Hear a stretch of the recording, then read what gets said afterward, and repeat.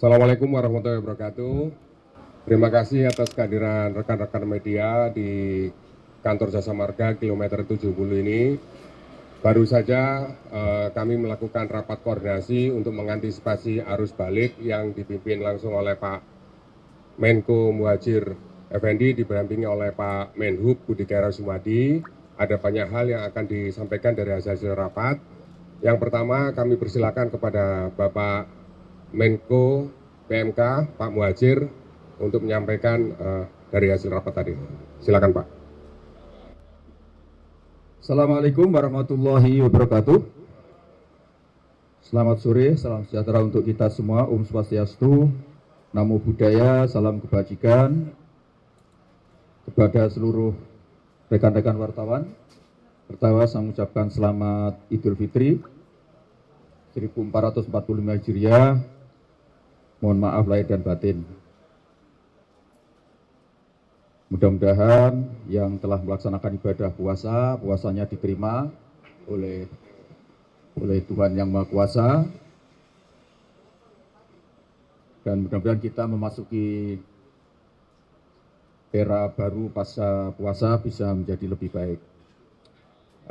Tadi saya barusan saja melaksanakan rapat koordinasi atas inisiatif dari Bapak Kakor Lantas, mendampingi Pak Menteri Perhubungan untuk membahas evaluasi penanganan mudik tahun 2024, kemudian mempersiapkan penanganan arus balik tahun 2024. Berdasarkan hasil evaluasi secara umum, penanganan mudik tahun ini lancar dan ada perbaikan-perbaikan dari banyak sisi. Tetapi juga tentu saja masih ada beberapa permasalahan, terutama diakibatkan oleh kenaikan jumlah pemudik. Kemudian yang kedua, angka kecelakaan juga mengalami penurunan. Nanti Pak Dirut Jasa Raharja hadir di sini, mungkin nanti bisa menyampaikan secara lebih rinci, mulai dari jumlah kecelakaan, kemudian korban yang meninggal, korban luka, dan juga mengalami penurunan, termasuk pembayaran angsuran dari Jasa Raharja juga mengalami penurunan. Ini kenapa saya sampaikan, tentu saja indikator utama kita adalah soal ini, mengingat tema mudik kita seperti yang disampaikan oleh Pak Menhub, yaitu aman, ceria, dan bermakna. Jadi mudik harus bermakna ini. Jadi target kita betul-betul sebetulnya idealnya adalah zero accident gitu. Karena itu semakin mendekati zero semakin bagus gitu. Tadi dibahas yang berkaitan dengan pertama tadi kita membahas tentang penyeberangan. Saya kira banyak catatan termasuk dari rekan-rekan wartawan, saya memantau komentar-komentar dari para pemudik, memang ada beberapa hal yang harus diperbaiki termasuk lama ngantrinya, kemudian juga masih adanya pemudik yang kurang disiplin, terutama mematuhi agar membeli tiket online jauh-jauh hari. Ternyata masih banyak yang berspekulasi dengan datang tanpa tiket gitu. Dan bahkan ada beberapa pemudik yang melakukan fait accompli terhadap petugas untuk memaksakan untuk ikut berangkat walaupun sebetulnya belum punya tiket. Dan ini tentu saja kita sayangkan, mudah-mudahan. Dan saya berharap betul kepada para pemudik yang akan kembali, yang arus balik, terutama dari arah Bakahuni, mohon untuk jangan datang sebelum membawa tiket. Dan gunakanlah tiket pada hari itu juga. Pasti bisa berangkat. Punya masih beberapa hari, jangan keburu-buru ikut ngantri. Dan juga sekali lagi juga jangan terlambat gitu. Jadi kalau itu semua pemudik yang arus balik nanti sudah menyelesaikan itu kami 30% urusan penyeberangan sudah selesai.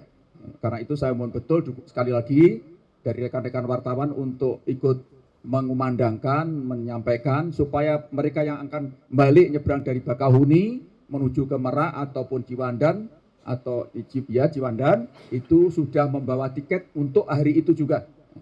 Jangan sampai belum punya tiket.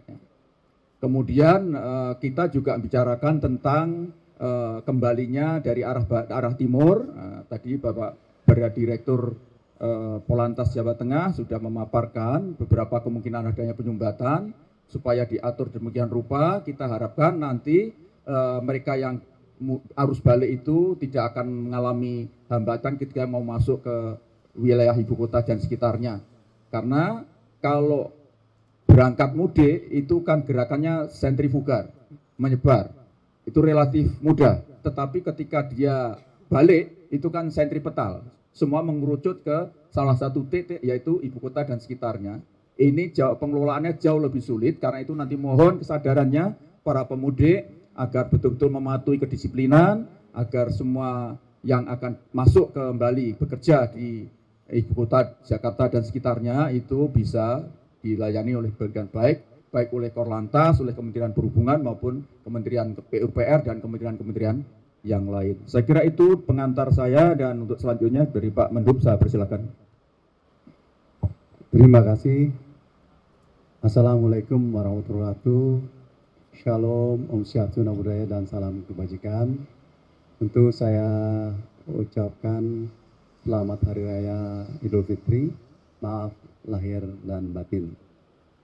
Pertama, tentu saya mengapresiasi semua stakeholder yang sudah melakukan kegiatan mudik, baik kalau urusan mudik itu sampai hari ini, nanti dihitung dari kemarin.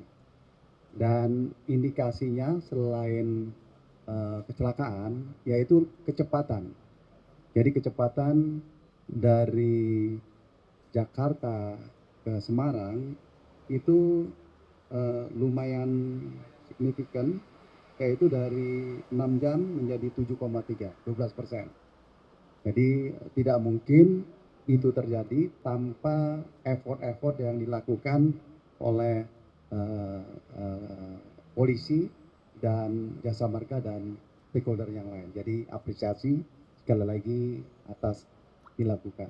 Nah, sekarang kita melihat bagaimana memanage mudik yang akan terjadi, yang balik yang akan terjadi dalam beberapa saat yang lain.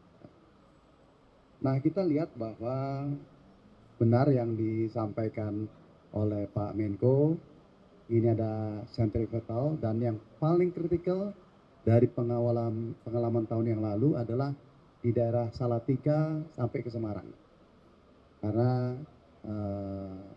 dari Jogja, dari Solo, dari Ngawi, dari Madiun, itu bertumpuk di sana.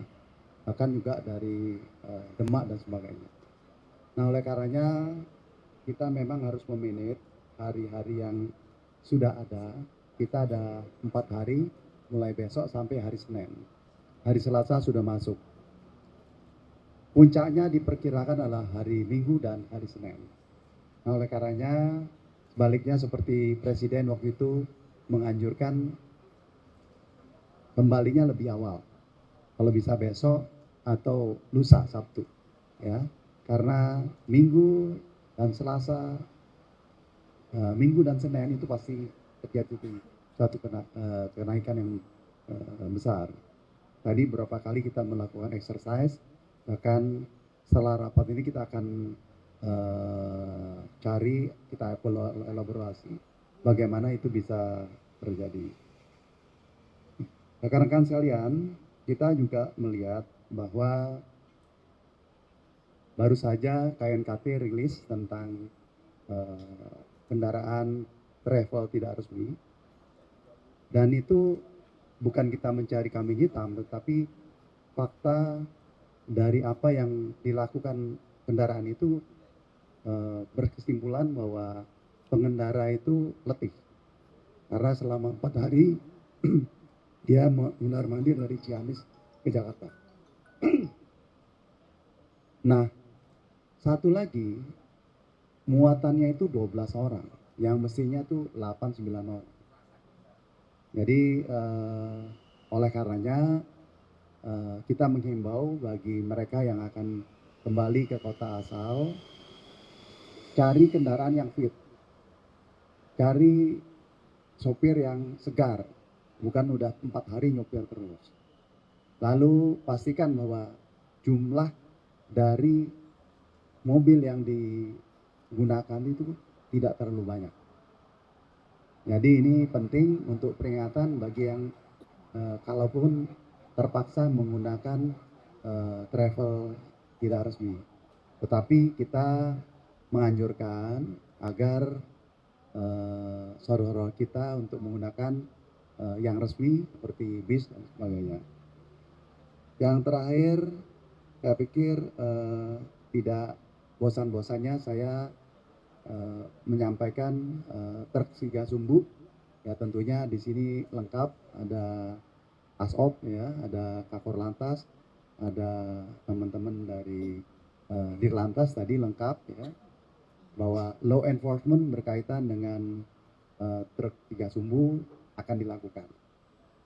Ini adalah Pak Kapolri sudah berjanji untuk melakukan itu.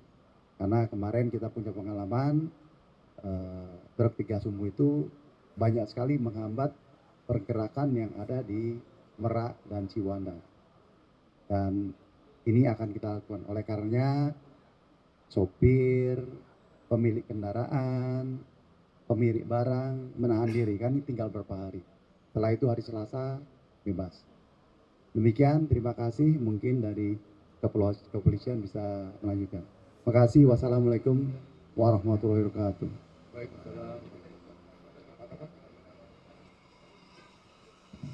Baik, Assalamualaikum warahmatullahi wabarakatuh. Selamat sore, salam sejahtera bagi kita sekalian. Om Swastiastu, Namo Buddhaya, salam kebajikan. Pak Menko, Pak Menteri, dan hadirin sekalian, teman-teman media. Kita melihat evaluasi selama arus mudik ya. Kalau di kami mulai tanggal 4 sampai dengan hari H.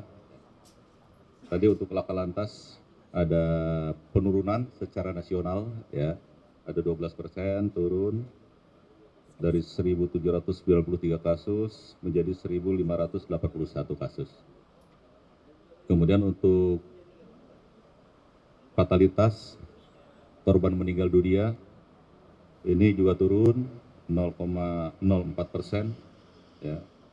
Kemudian luka berat ada kenaikan 16%, kemudian luka ringan ada penurunan 18%. Itu kita bandingkan dengan masa operasi, masa arus mudik tahun 2023. Namun kita juga prihatin ya dengan kejadian kemarin di kilometer 58.600 dan tadi pagi di kilometer 370-200 Semarang Batang. Ini terjadi kecelakaan menonjol ya, yang berakibat korban meninggal dunia. Tadi pagi ada 7 yang meninggal dunia, kemudian kemarin ada 12. Ini menjadi perhatian kita semua dan kita sudah melakukan evaluasi, mengarahkan para Dirlantas untuk menangani black spot ini atau titik-titik kecelakaan menjadi lebih concern lagi. Kemudian untuk penerapan ganjil genap, ini juga dapat kami sampaikan untuk yang tercapture dari pengawasan yang kita lakukan ada 4.027 ya, itu yang melanggar ganjil genap dan sudah kita kirim ya, nanti efektif untuk konfirmasi itu setelah tanggal 16 ada 1.534 ya alamat yang sudah kita kirim ya. Kemudian ada 5 yang sudah konfirmasi online. Artinya untuk ganjil genap ini juga nanti akan kita terapkan kembali pada saat arus balik ya, dari kilometer 414 sampai dengan kilometer 0 di Jakarta Cikampek. Kemudian untuk penindakan angkutan barang ya, yang tidak dikecualikan, terutama subuh 3 ke atas, ini kita menindak 5.000 lebih kasus pelanggaran ya, untuk pelanggaran operasional sumbu 3 ke atas. Ini juga menjadi perhatian kita ya, untuk operasional kendaraan sumbu 3 ke atas ini pada saat arus balik nanti, terutama yang akan nyebrang dari Bakahuni, sebaliknya dari Merak, ini akan kita lakukan penindakan, ya. Tadi para Dirlantas sudah hadir untuk bersama-sama melakukan penindakan termasuk yang ada di Trans Jawa maupun arteri Pantura. Kemudian untuk rekayasa lalu lintas yang akan kita lakukan pada saat arus balik, ya, sesuai dengan jadwal kita akan lakukan one way, ya, dari kilometer 414 di Kali Kangkung sampai dengan kilometer 72, ya, di Jakarta Cikampek. Kemudian setelah itu kita akan melakukan kontraflow, ya, dari kontraflow sampai dengan kilometer 47. Itu yang harus kita lakukan, ya. Kemudian pembatasan barang juga tetap akan kita lakukan sampai dengan tanggal 16. Kemudian ganjil genap juga akan dilakukan pada saat arus balik. Ada pertanyaan pasti, ya, evaluasi dari kontraflow. Sebelum bertanya saya jawab dulu, ya. Jadi kita sudah mengadakan rapat, kajian, dan minta pendapat ahli, ya, untuk penerapan kontraflow ini. Jadi pada saat volume kendaraan di satu penggal jalan, ya, mengalami overload, ya, atau kita lihat PC rasionya lebih dari 0,8 atau bahkan sampai 1, itu secara universal, ya, di negara manapun kita akan melakukan penambahan kapasitas jalan, ya. Menambah kapasitas jalan dengan apa? Itu dengan kontraflow, ya. Kita tahu tadi dari prediksi Pak Jasa Marga, PC rasio nanti yang akan terjadi di kilometer 66 ini ada di 0,9, ya, 0,96. Bahkan kalau tidak dilakukan rekayasa lalu lintas ada di 1,16. Ya, saya ulangi, di kilometer 66 itu pertemuan antara Trans Jawa dari arah timur dan Cipularang dari arah Bandung. Itu di pertemuan tersebut PC rasio ada di 1,16, ya. Melakukan rekayasa lalu lintas pun ini masih ada di 0,96, artinya masih cukup berat, tapi ini kita akan kelola, ya. Mudah-mudahan dengan beberapa pembatasan nanti, ya, ini bisa mengurangi, ya, kepada PC rasio yang lebih ideal lagi. Tadi kita lanjutkan untuk kontraflow, nanti ada beberapa perbaikan, terutama terkait dengan safety, ya, dengan keselamatan.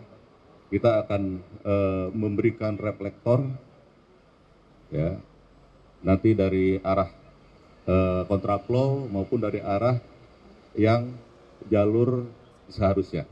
Kalau kemarin hanya satu bagian, ya, nanti akan kasih 2 bagian.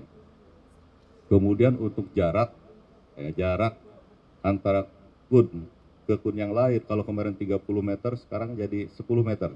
Dan tiap 2,5 meter ada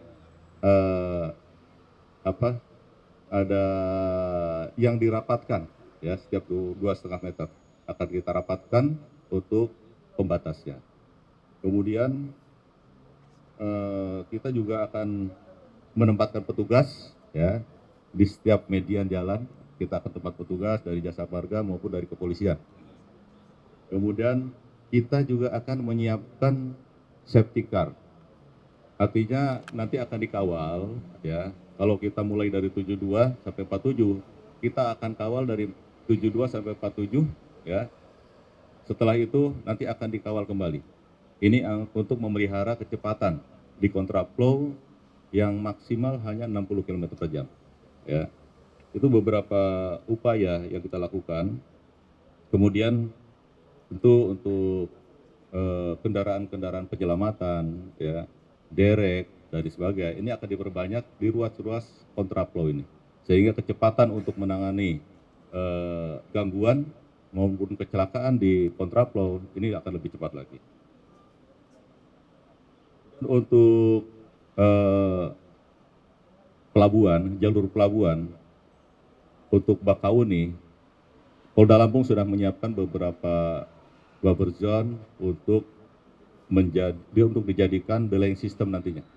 Jadi kami sudah berkoordinasi dengan ASDP ya, bersama-sama di buffer zone itu nanti ada screening tiket, jadi tidak ada tiket, ulangi tidak ada calon penumpang yang tidak bertiket masuk ke pelabuhan. Ya.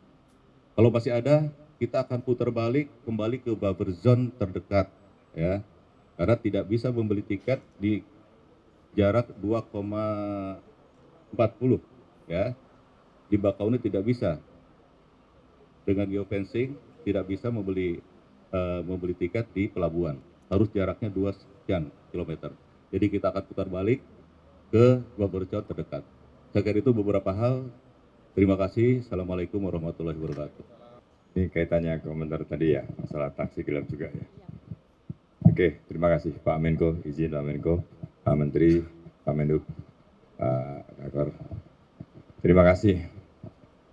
Jadi memang ada kritisi terkait juga tadi disampaikan oleh Pak Menhub terkait dengan taksi gelap.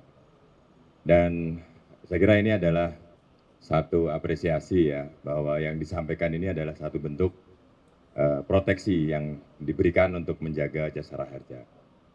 Dalam kesempatan ini sangat baik untuk saya jelaskan atau kami jelaskan tentang apa sih amanah jasara harja mewakili negara.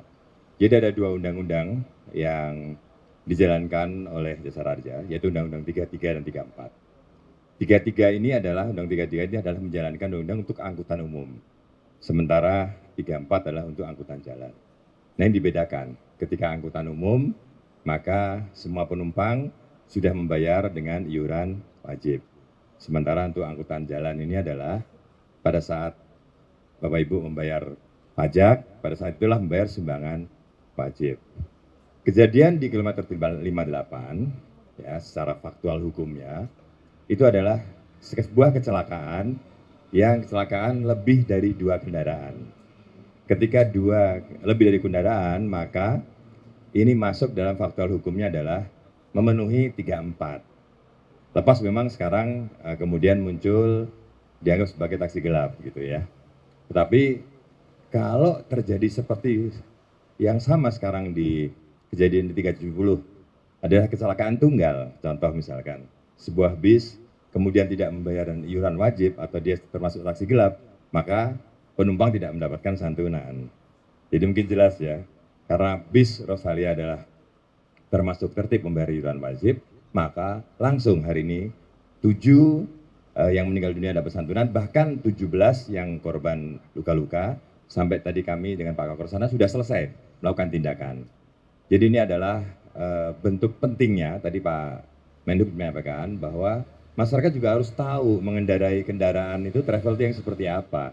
Apakah ini adalah resmi atau tidak, ada perlindungan atau tidak kepada penumpangnya. Terima kasih. Cek.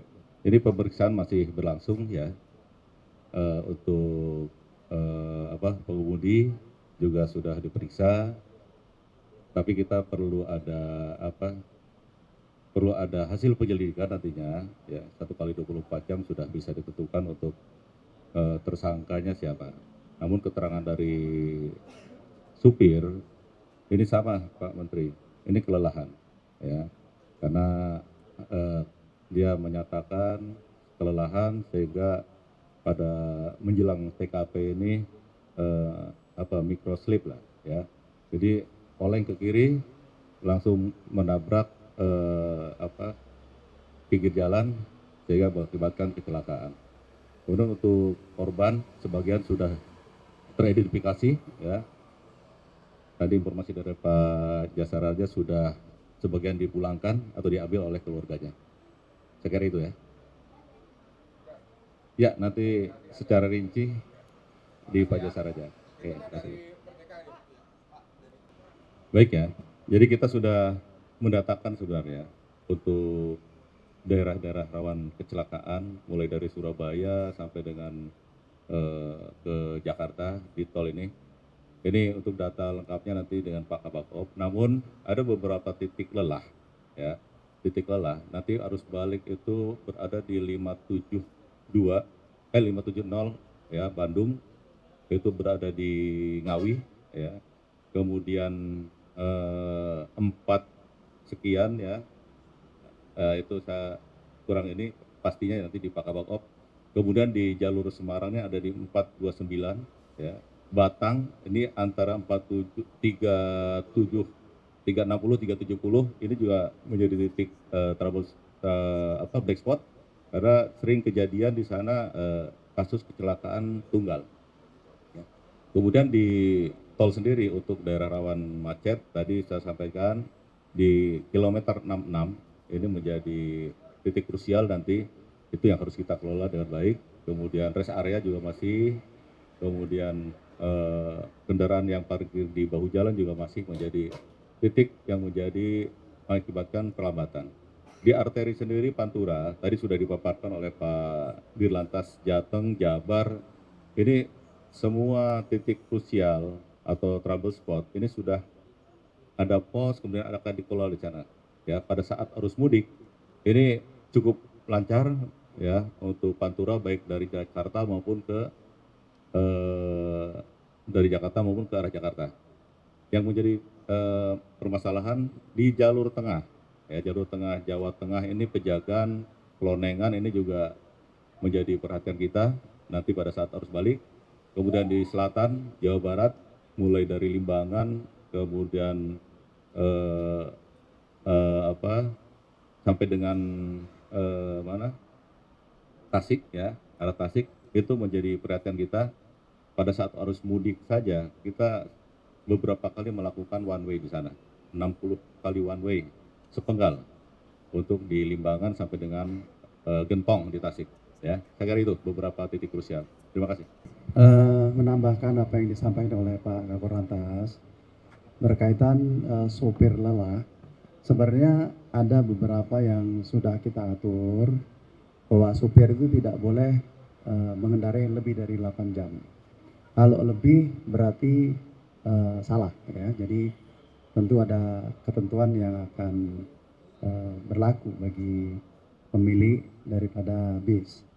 Nah, nanti tentu seperti halnya kecelakaan kilometer 58, KNKT akan meneliti mereka ini berangkat dari mana gitu ya. Kalau dia lebih dari 8 jam berarti salah. Dan seperti yang kita lihat di beberapa tempat, terutama di Surabaya, kita melakukan beberapa cek ya, tensi, lalu darah, narkoba gitu ya. Nanti kita bisa lihat apakah pada saat keberangkatan itu dia dilakukan atau tidak. Gitu. Tapi semua ini dalam rangka melakukan evaluasi dan memberikan pembelajaran bagi yang akan mudik. Ya. Nah, melengkapi apa yang disampaikan tadi, ya. Jadi kalau titik kritisnya itu ada di 2, di Semarang, dari jalur Semarang, yang ketiga di kilometer 66, ya. Di situ tempat perjumpaan banyak jalan. Dan titik lelah itu dari Semarang sampai ke 66 itu. Oleh karenanya kemarin ke Cirebon keliling untuk bertemu, karena itu memang jalannya lurus, relatif tidak besar, dan monoton ya, jadi titik lelah. Oleh karenanya sekali lagi pengendara pribadi harus hati-hati di situ ya. Kalau lelah berhenti atau masuk Cirebon, masuk ke Tegal dan sebagainya, dan kendaraan umum juga demikian ya, harus mengendalikan atau memikirkan bagaimana keselamatan itu dijamin. Masih.